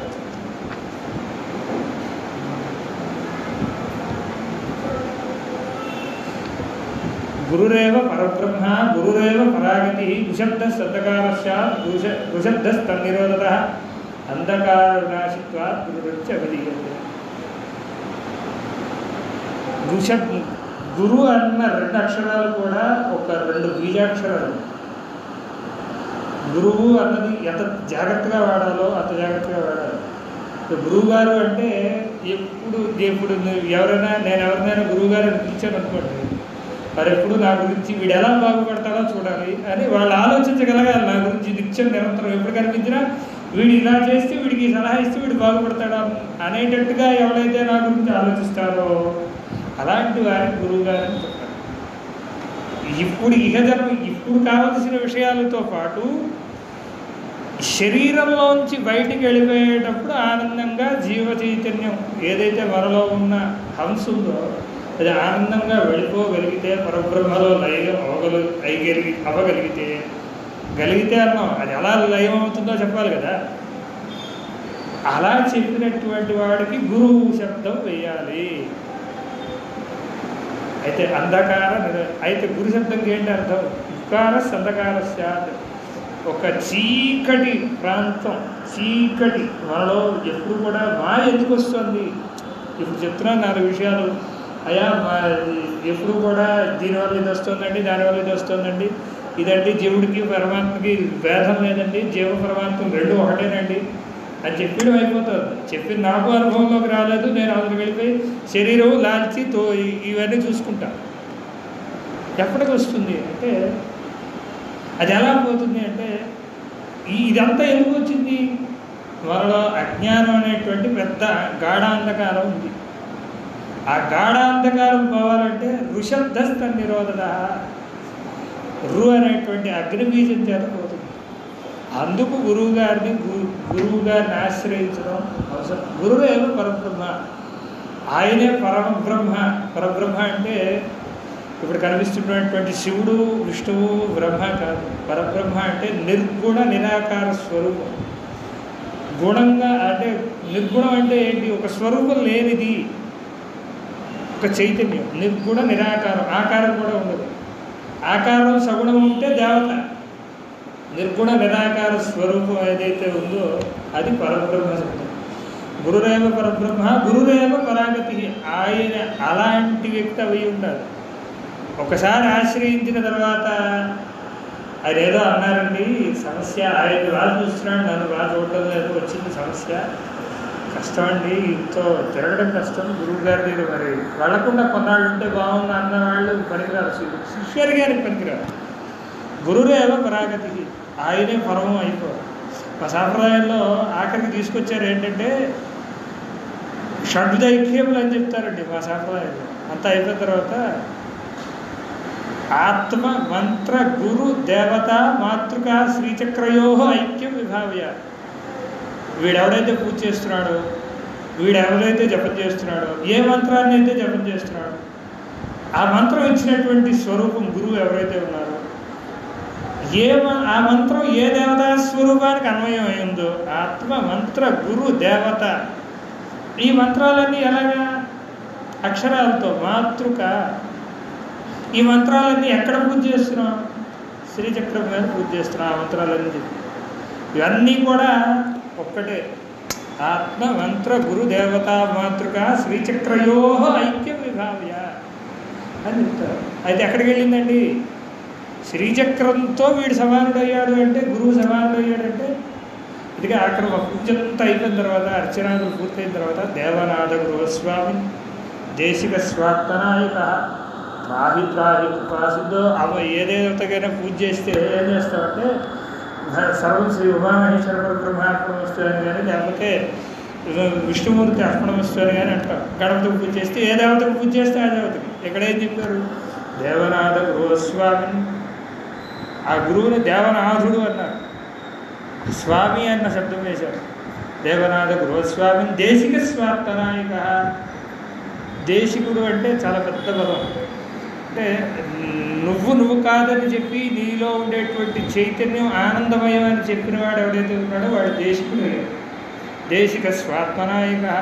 ఆయన ఎవరికి నాయకుడు అంటే ఈ శిష్యుడికి నాయకుడు. స్వాత్మనాయక. త్రాహి త్రాహి కృపాసుతో, పాహి పాహి స్వామి కృపయా. ఎంత కృప అంటే సింధో అని వేశారు, పెద్ద పదమే వేశారు. సింధు అంటే సముద్రం అంత కృప ఉన్న వ్యక్తి అట గురువు. త్రాహి త్రాహి కృపా సింధో పూజాం పూర్ణతరా గురు. ఈ పూజలంతా వీరే సంపూర్ణం చేసి అనుగ్రహించండి అమ్మవారికి చెప్పి. అంత గొప్పగా ఉంది. అంచేత అలా వెళుతూ ఉంటే గురు వైభవంలో మరొక విషయాన్ని తీసుకుందాం. గురు శబ్దం గొప్పతనం ఇవన్నీ చెప్పుకుంటూ ఇప్పుడు విశేషంగా మరొక రెండు పదాలు ట్రెండ్లో ఉన్నాయి. సిద్ధగురు, సద్గురు, ఇవి కూడా ట్రెండింగ్లో ఉన్నాయి. దాంతోపాటు విభేదం వచ్చినటువంటి గురు శబ్దం ఒకటి జగద్గురు. ఈ మూడు కూడా విశేషమైనటువంటి గురువు స్థాయి నుంచి సిద్ధగురువు స్థాయికి ఎదగడం అంటే ఏమిటి సిద్ధించినట్టు అంటే సిద్ధుల్లో రకాలు ఉన్నాయి. ఆత్మ సిద్ధించిందా, ఆత్మజ్ఞానం వీడికి సిద్ధించిందా, లేకపోతే అడిమాది అష్టసిద్ధులు సిద్ధించాయా? ఇలాంటి ప్రశ్నలు కావాలి. సిద్ధగురువు అనేసరికి తండాలుగా పరిగెట్టకూడదు. సిద్ధగురు అన్న పదం ఎవరికి వేయాలంటే అడిమాది అష్టసిద్ధులు కలిగిన వాడికి కాదు. అడిమాది అష్టసిద్ధులు అంటే ఆంజనేయుడికి ఉన్నాయండి అడిమాది అష్టసిద్ధులు. అంటే అడిమా మహిమా చేవ గరిమా లఘిమా తదా ప్రాప్తి ప్రాకామ్యమీషిత్వం రసిత్వంత అష్టసిద్ధయ 8 సిద్ధులు. అడిమ అంటే చాలా చిన్నవాడు అయిపోడు, మహిమను చూపించడు. గరిమ అంటే చాలా పెద్దవాడు అయిపోడు. ఇలా రకరకాలైనటువంటి విన్యాసాలు చేయటం ఇవన్నీ ఎక్కడున్నాయంటే అడిమాది అష్టసిద్ధులు శ్రీచక్రంలో అడుగులో ఉన్నాయి, భూపురంలో ఉన్నాయి. అడిమాది విరావృత మయూకై అని చెప్తారు ధ్యానంలో, లలిత శాస్త్రంలోనే. ఆ అడిమాది విరావృత మయూకై మొత్తం 44 కోణాలు, తర్వాత 16 దళాలు, తర్వాత 8 దళాలు, తర్వాత భూపురంలో 28 దేవతలు, ఇన్ని ఉన్నాయి. ఇన్ని కూడా అమ్మవారి స్వరూపమే. అమ్మవారు అనుగ్రహించి చైతన్యం అనుగ్రహించి జ్ఞానం ఇస్తే ఇవన్నీ వశమైపోతాయి. ఇవన్నీ వశమైనప్పుడు అడిమాది అష్టసిద్ధులు దాటి వైభవంగా ఉన్న గురుస్వరూపాలను ఒక 4 చెప్తారు చూడండి. అణిమాది అష్టసిద్ధులు సిద్ధించిన పురుషుల్లో రమణ మహర్షి, రామకృష్ణ పరమహంస, వివేకానంద, భారతీ తీర్థులు, విజయశేఖర భారతి, చంద్రశేఖర భారతి, చంద్రశేఖరేంద్ర సరస్వతి, వీళ్ళందరికీ అణిమాది అష్టసిద్ధులు సిద్ధించిన వ్యక్తులు వాళ్ళు. కానీ ఎక్కడైనా మహిమలు చూపించారా చూడండి. కాబట్టి వాళ్ళ జీవితాల్లో ఎక్కడ మహిమలు ఉండవు, ఈ పరంపరల్లో ఎక్కడ మహిమలు ఉండవు. ఆ సమయానికి భగవంతుడి యందు ఆర్తి కానీ గురువు యందు ఆర్తి కానీ ఉన్న సందర్భాల్లో వారు అనుగ్రహించిన విశేషాలు తప్ప ఎక్కడా కూడా మహిమ చూపించి ఇలా కొట్టి అలా తీయడాలు ఏం లేవు. ఇక్కడే ఇన్ని ఉన్నాయి. ఇంకా అవతలకి వెళితే వాటిని ఎంత ఘోరంగా అవమానించాలో చూసుకోవాల్సిందే తర్వాత వాటిలో. అది గురు శబ్దం ఎంత లోతైనదో చెప్పుకోవడం కోసం ఇవి మాట్లాడి. అయితే సిద్ధగురువు అంటే ఆత్మసిద్ధి. సిద్ధగురువు అంటే ఆత్మసిద్ధి పొంది ఎప్పుడూ పరబ్రహ్మ సిద్ధిలో ఉండి తన ఆనందాన్ని తను పొందుతూ, ఇందాక చెప్పానుగా మంత్రదీక్ష ఇవ్వగలిగినటువంటి తన ఇప్పుడు మంత్రం ఇచ్చినా, ఇప్పుడు మంత్రం ఇస్తారండి చాలామంది, రకరకాలుగా ఉన్నాయి ఉపదేశాలు. ఆ మంత్రోపదేశాల్లో గురువుగారు మంత్రం ఇచ్చేటప్పుడు ఏమవుతుందంటే ఆయన ఇస్తున్నారు, మేము డబ్బులు ఇస్తున్నాం అనుకోని శిష్యుడు అనుకుంటాడు. కానీ ఆయన ఎప్పుడైతే చెయ్యి వేసి గురువు శిష్యుడికి అనుగ్రహించి మంత్రం చెప్తారో ఆయన చేసినటువంటి జపంలోంచి కొంత శక్తి గురువుగారి చేతి నుంచి శిష్యుడు శిరస్సులోంచి వెళ్ళిపోతుంది, మూలాధారంకి వెళుతుంది, శిష్యుడు మూలాధారంలోకి వెళ్ళిపోతుంది. అంత శక్తిపాతం చేస్తాడు గురువు. ఆయన సిద్ధగురువు అన్నారు. తర్వాత సద్గురు సిద్ధత్వం పొందుతూనే ఎవడికి ఇవ్వచ్చు ఎవడికి ఇవ్వకూడదు, అలాగే సిద్ధగురువు కూడా అలాగే ఆలోచిస్తాడు. శక్తిపాతం అంటే ట్రెండ్, ఇది కూడా ఒక్క ట్రెండింగ్లో ఉన్నాయి. కానీ ఇవన్నింటినీ ప్రమాణంగా తెలుసుకొని ముందరకు వెళ్ళగలిగినప్పుడే ఈ కలిపురుష వైపరీత్యాల నుంచి బయటపడి మనం ప్రమాణంలోకి వెళ్ళగలిగి జీవితంలో ఉద్ధారంలోకి వెళ్తాం. లేకపోతే 10 మంది ఆ చుట్టూ తిరుగుతున్నారని మనం తిరిగామనుకోండి, మనం తిరిగామని మరో 10 మంది మన చుట్టూ ఉన్న వాళ్ళు తిరిగారు అనుకోండి, మనకి లాభం లేదు కదా, మన చుట్టూ ఉన్న వాళ్ళకి కూడా అన్యాయం చేసిన వాళ్ళు మనమే అవుతాం. అంటే గురువు గారి దగ్గరికి వెళ్ళటంలో కూడా ఎంతో సాధన చేయాలి. గురువును పట్టుకోవడానికి కూడా సాధన అవసరం. ఇదిగా పూర్వం బాధపడుతుంటే గురుచరిత్ర పారాయణ చేయరా చాలామందికి చెప్తారు. చాలామంది గురుచరిత్ర పారాయణ చేయండి. మొన్న ఈ మధ్య పెద్ద విశేషం చెప్పారు సామాజిక షట్పశర్మ గారు. ఏం చెప్పారంటే గురుచరిత్ర పారాయణ చేస్తే ఎంత వైభవమో శంకరాచార్య చరిత్ర కూడా గురుచరిత్రలాగా పారాయణ చేయొచ్చు అని వారు చెప్పారు. అంతే వైభవంగా ఫలితాన్ని ఇస్తుందని చెప్పారు. అలా గురుచరిత్ర చేసి గురువును సంపాదించుకున్న మనుషులు నాకు తెలుసు, సాధకులు నాకు తెలుసు. చేత ఇలా గురువుని పట్టుకోవడంలో విశేషంగా కృషి చేయటం. తర్వాత ఈ సద్గురువు విషయానికి వచ్చేసరికి చెబుతూనే ఒక సమూహాన్ని ఒక మార్గంలో తీసుకెళ్ళగలగాలి. కొంత సమూహాన్ని తీసుకెళ్ళగలుగుతాడు ఆయన. చేత సద్గురు సిద్ధగురు గురు శబ్దాలని ఎంత జాగ్రత్తగా వాడాలో కొంత అవగాహన వచ్చింది. తర్వాత జగద్గురు శబ్దం అంటే కృష్ణ పరమాత్మకి ఖచ్చితంగా అన్వయమయ్యే శబ్దం ఏదండి అంటే జగద్గురు శబ్దం కృష్ణ పరమాత్మ ఖచ్చితంగా అన్వయం. ఎందుకు అన్వయం అవుతుందంటే 700 శ్లోకాలు, ఏ శ్లోకం పట్టుకున్నా.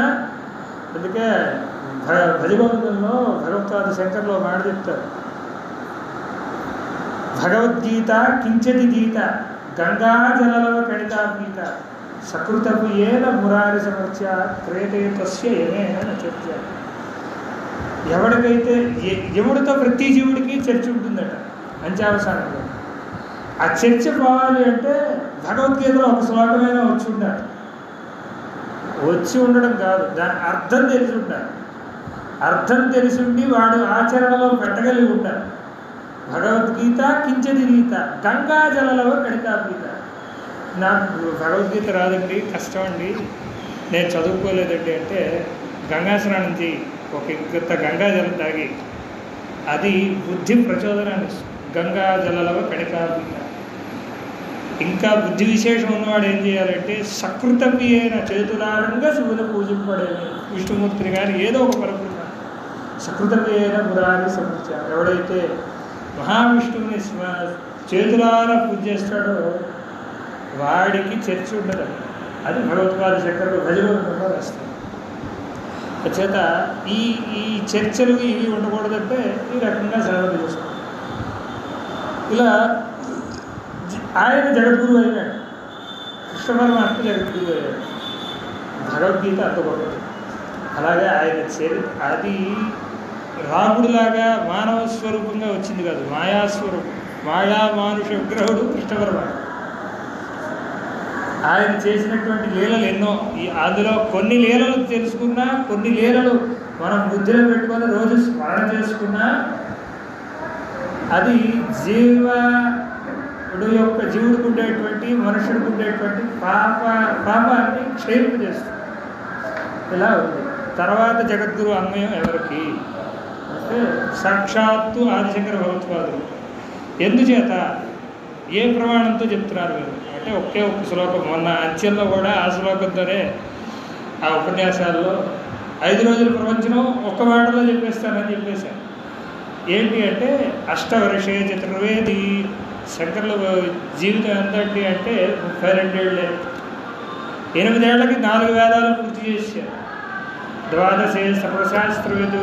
12 ఏళ్లకు మొత్తం 6 శాస్త్రాలు పూర్తి చేశారు. 16 కృతవాన్ భాష్యం. 16 ఏళ్లకు భాష్యాలు ఎన్ని రాశారు. వేటికి ఉపనిషత్తులకు ప్రస్థానత్రయాన్ని భాష్యం. అయితే ఆయన రాసేస్తే ఆమోదించిన వాడు ఉండాలి కదా. ఈయన రాశాడు కరెక్టే, రాసిన దానికి ఆమోదం ఎక్కడి నుంచి వస్తుంది? అయితే దానికి ఒక శ్లోకం, ప్రమాణ శ్లోకం తీసుకుంటాం. శంకరం శంకరాచార్యం కేశవం బాదరాయణం.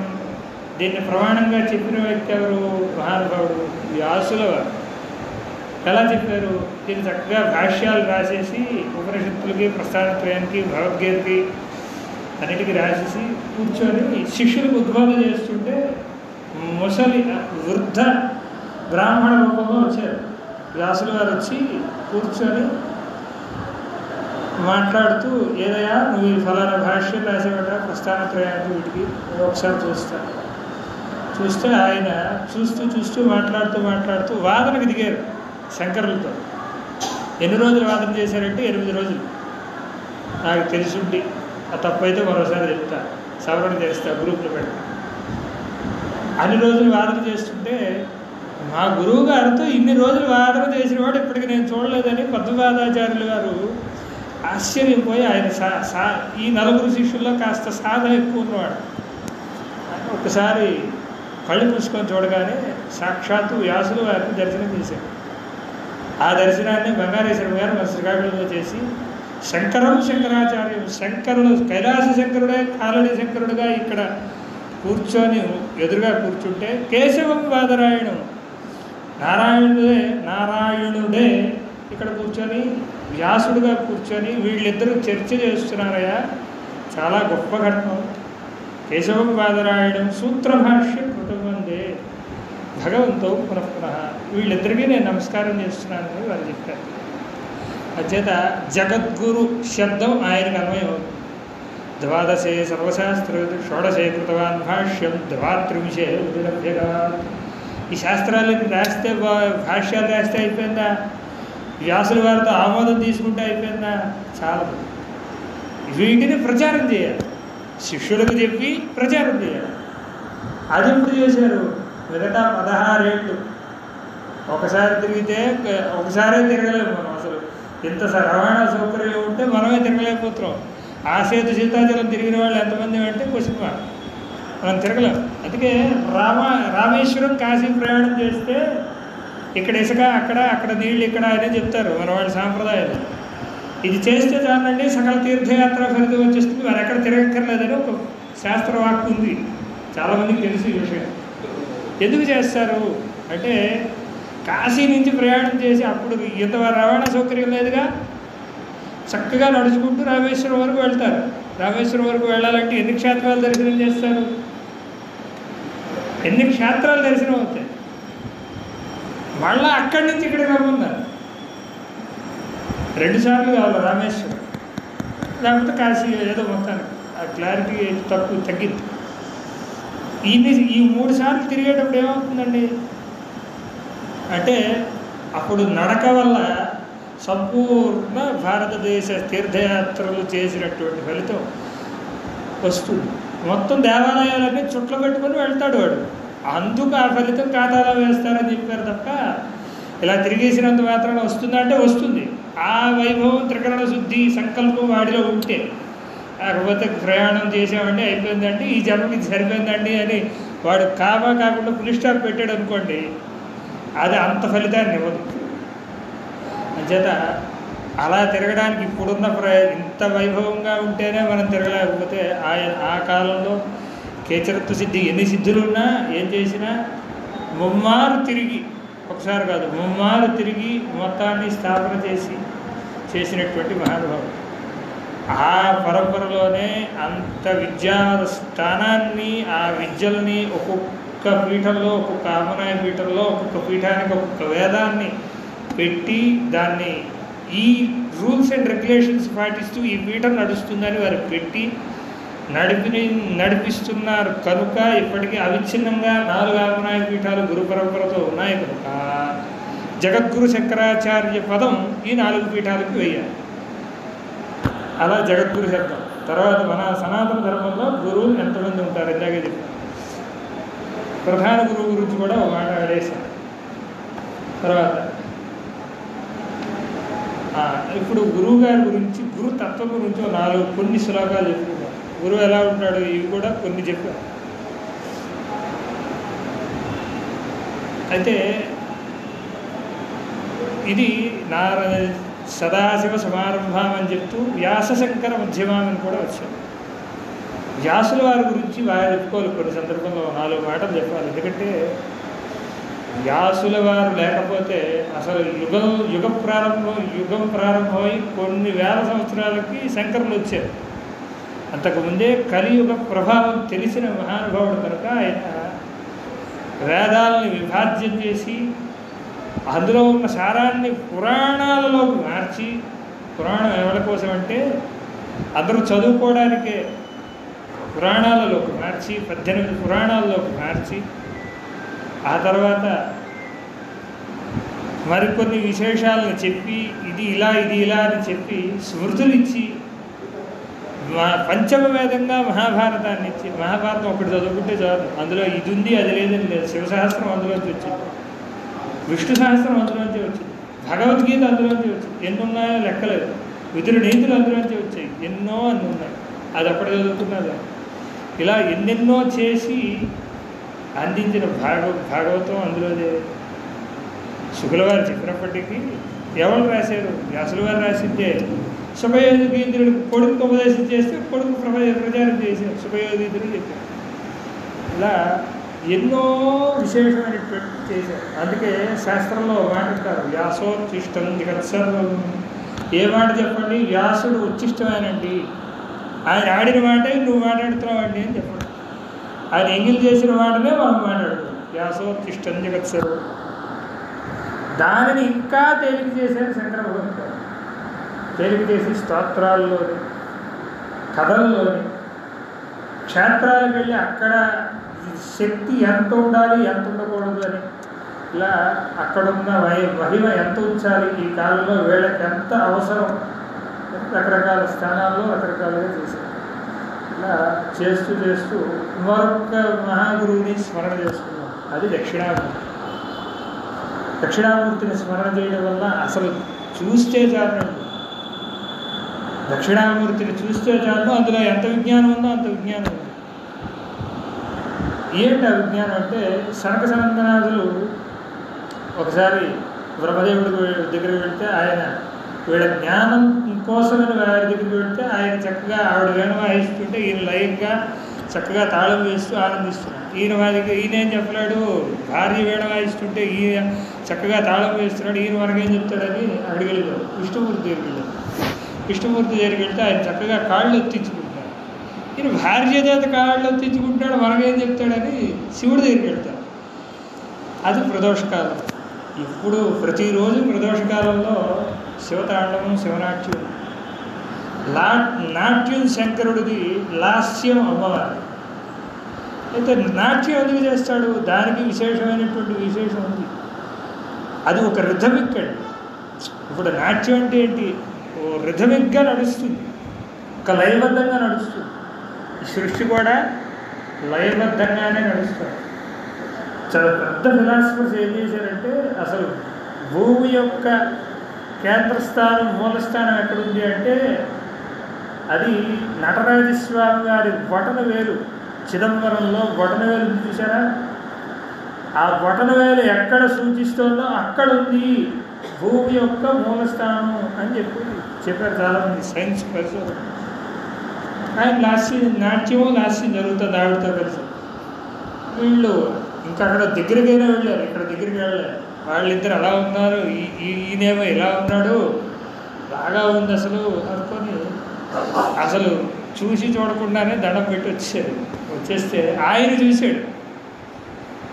శంకరుడు వీళ్ళని చూసి బాగా ఉంది, బాగా చేస్తున్నారు వీళ్ళు అనుకున్నారు. అంటే ఆయన వీళ్ళు వెళ్ళిపోతుంటే మార్గ మధ్యస్థంలో ఒక మర్రి వృక్షం, అది ఎంత ఉందంటే 100 యోజనాలు పొడుగుతో ఉందండి, 75 యోజనాల విస్తీర్ణంతో వెడల్పుతో ఉంది. దాని కింద ఒక బండ మీద కూర్చొని ఉన్నాడు. వృద్ధా శిష్య గురుర్యవ గృహస్థమౌన వ్యాఖ్యానం చిత్రం వడతరోర్మూలే వృద్ధా శిష్య గురుర్యవ. వాళ్ళు చూసి ఆశ్చర్యపోయారు. చిత్రంగా ఉంది ఆశ్చర్యం. వటతరోర్మూలే, ఈ వటవృక్షం కింద మూలస్థానంలో కూర్చోతున్నాడు.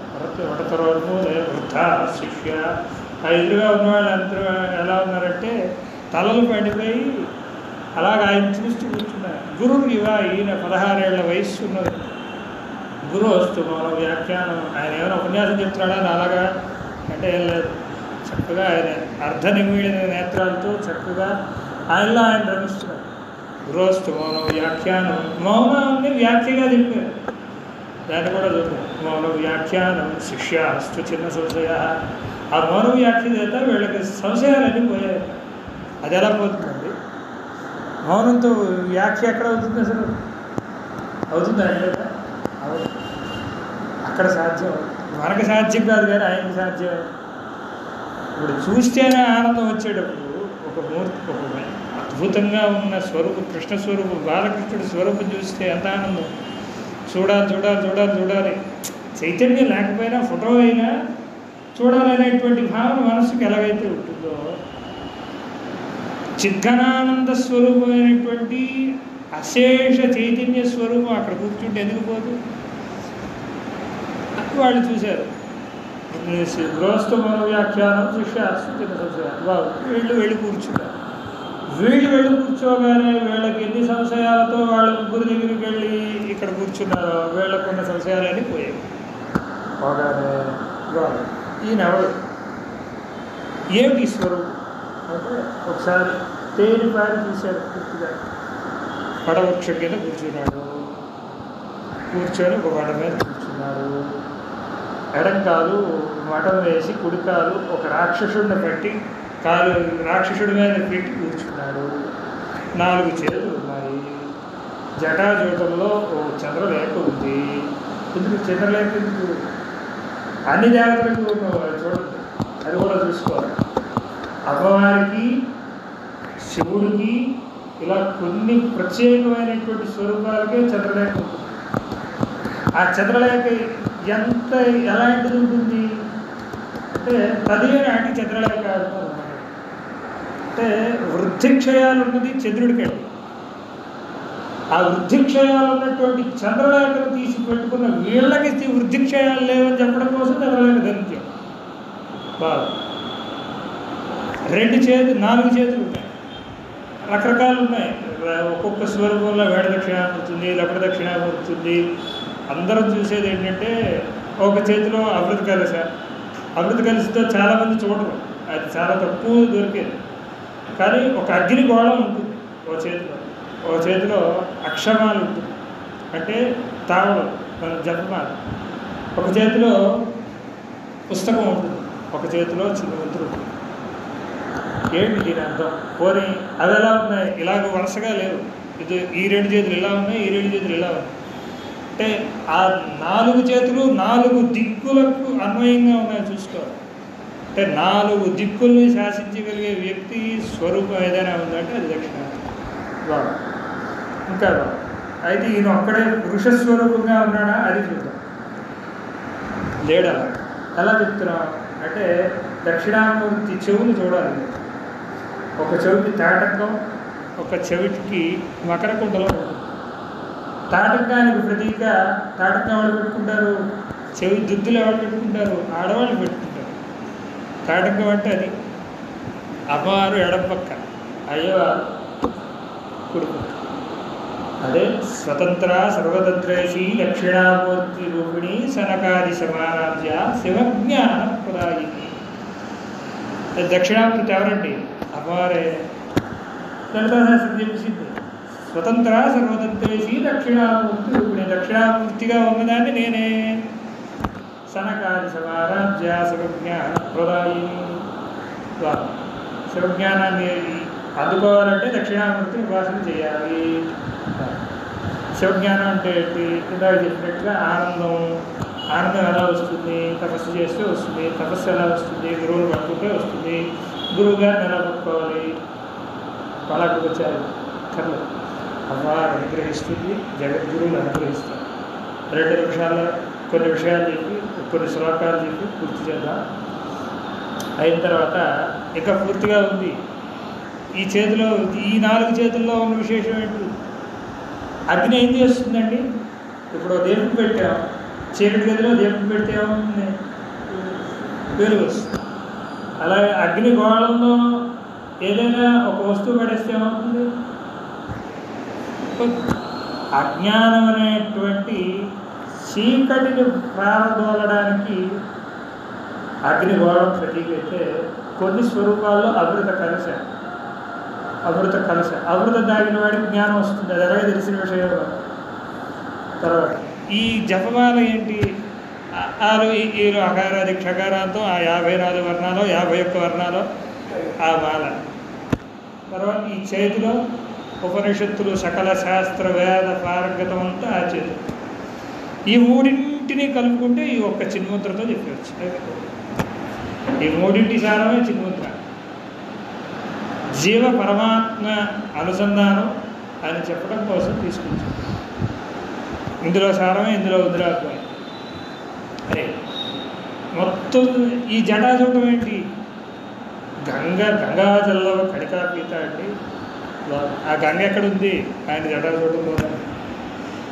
బుద్ధిలో ఆ జటాజూట స్వరూపం ఏదైతే ఉందో సకల శాస్త్ర విశేష స్వరూప్యాలన్నీ ఆ జటాస్వరూపాలుగా ఒక సందర్భంలో చెప్తారట. అందుకే కదా ఆ జటాజూటంలోంచి ఒక్కటి తీసి కింద కొట్టగానే వీరభద్రుడు వచ్చాడు. అంత విశేషం. ఈ స్వరూపాన్ని ఒక్కమారు మనం ధ్యానం చేయడంతో ఏమైంది? మనలో ఉండేటువంటి అజ్ఞానం స్థాపించగలదు. ఇది పురుస్వరూపంగా మనం ఇలా చూస్తే, దక్షిణామూర్తిగా చూస్తే, అది ఆ అమ్మవారి స్వరూపంగా చూస్తే ఏ స్వరూపం బాగా గుర్తుకొచ్చేది? ఏదైనా కనిపిస్తుందా మీకు? ఏదైనా కనిపిస్తుందా? వెంటనే తక్కువనే శారదాదేవి. శారద చేతిలో 4 చేతులే ఉంటాయి. శారదా అమ్మవారు కూడా అలాగే పట్టుకొని ఉంటుంది. దానికి తోడు ఒక చిలక కూడా ఉంటుంది. శారదా స్వరూపం సేమ్ అలాగే ఉంటుంది. అమ్మవారు మఠం కూడా చూసుకోవాలి. ఆ అడుగు కనిపించేటట్టుగా అమ్మవారు మఠం వేసుకుంటుంది. ఇలా ఈ స్వరూపాలు ఇలా చెప్తూ శంకరులు వ్యాసులు ఇలా చెప్పుకుంటూ వెళితే, అయితే గురువు గారి దగ్గర శిష్యుడు ఎలా ఉండాలి? అసలు గురువు గారి విశేషం ఏంటి? 2 మాటలు. జ్ఞానశక్తిని సమారోప్య తత్వమాన విభూషణ భుక్తి ముక్తి ప్రదాదేశ తస్మై శ్రీ గురవే. గురువుని ఆశ్రయిస్తే ఏమవుతుందంటే భుక్తి ముక్తి 2 వస్తాయట. భుక్తి అంటే ఇప్పుడు మానవుడిగా పుట్టినందుకు గాను ఆకలి దప్పికలు ఉండవు. వాడికి కావాల్సింది ఏది కావాలో ఆ క్షణానికి అవి వచ్చేస్తాయి. ముక్తి మోక్షం కూడా వస్తుంది. అలాగా ఎన్నెన్నో చెప్పుకొచ్చి ఆఖరికి ఆయన ఎలా ఉంటాడు? బ్రహ్మానందం పరమస్పదం కేవలం జ్ఞానమూర్తిం. ఎప్పుడు బ్రహ్మమందే రమిస్తూ దుఃఖం లేకుండా జ్ఞానస్వరూపంగా విశ్వానికి అతీతుడుగా గురువుని అలా దర్శించారు.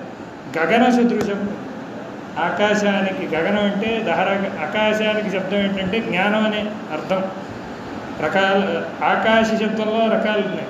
దహరాకాశం, చిరాకాశం రకాలు. అందులో గగన సదృశం జ్ఞానం అనేటువంటి ఆకాశ ఎంత ఉందో ఆకాశాన్ని కొలవగలవా? కొలవలేదు.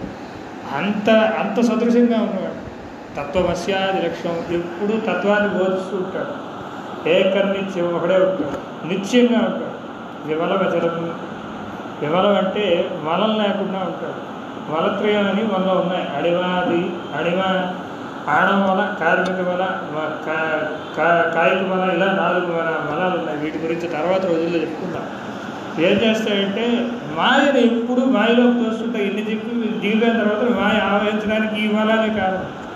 ఆ బలానికి అతీతంగా ఉంటాడు. విమలవచనం సర్వదీ సాక్షిభూతం. అన్నింటినీ సాక్షిగా చూస్తాడు.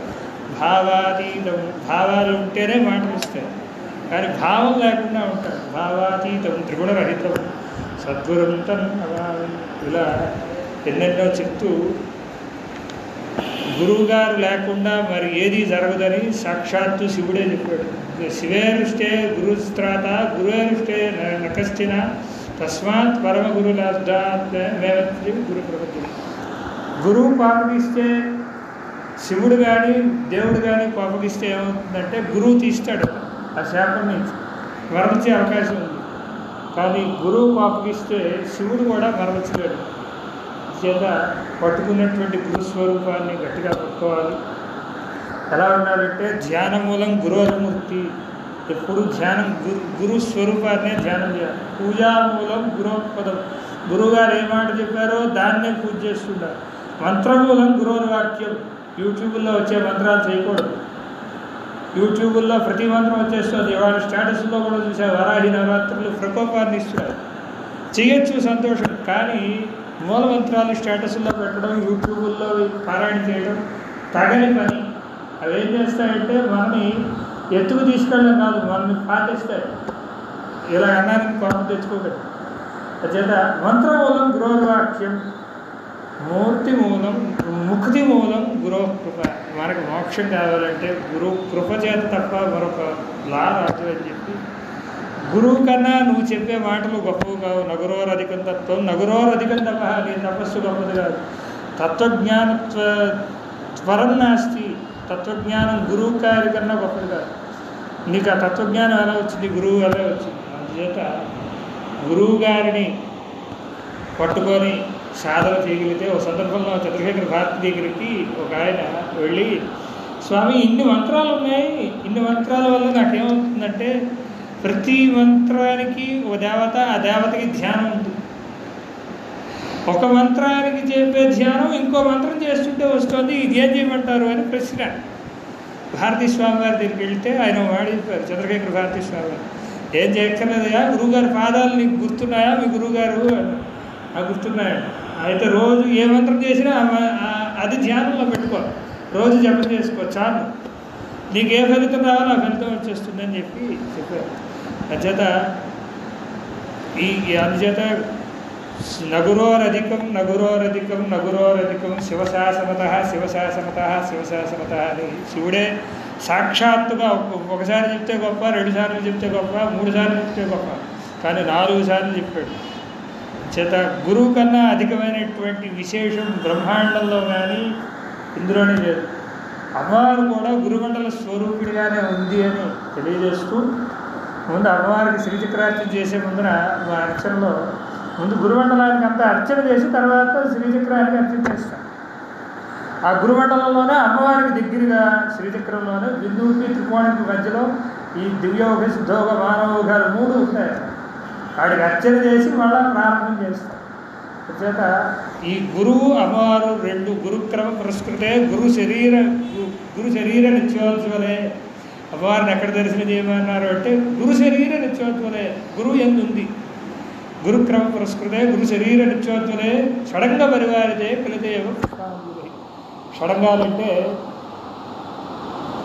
ఈ మనస్సు, కర్మేంద్రియాలు, జ్ఞానేంద్రియాలు ఇవన్నింటినీ ఏకత్వం చేసి అని మన వరకు అన్వయం చేసుకుంటే షడంగ పరివారితే అంటే ఆవిడికి పరివారం. ఇవన్నింటిని కూడా గురువులో చూడవయా అని చెప్పుకొచ్చారు. కలిత ఏమో పుష్పాంజలి అని పూజ అంతా అయిపోయిన తర్వాత పుష్పాంజలి వేయిస్తాడు. కానీ సో గురు వైభవం చాలా గొప్పది. ఎంత చెప్పినా ఎంత ఉంది ఉంది ఉంది ఉంది. ఏ మూర్తిని తీసుకుంటే ఆ మూర్తిలోంచే ఈ చెప్పరావడం ఏంటంటే, మనం గురువుని పట్టుకోవడం చేత ఏమొస్తుంది అంటే బ్రహ్మజ్ఞానం వస్తుంది. బ్రహ్మజ్ఞానం రావడం చేత ఏమవుతుందంటే మనకి సుఖ దుఃఖాలలో ఉండేటువంటి ఈ కష్ట సుఖాల్లో ఉండేటువంటి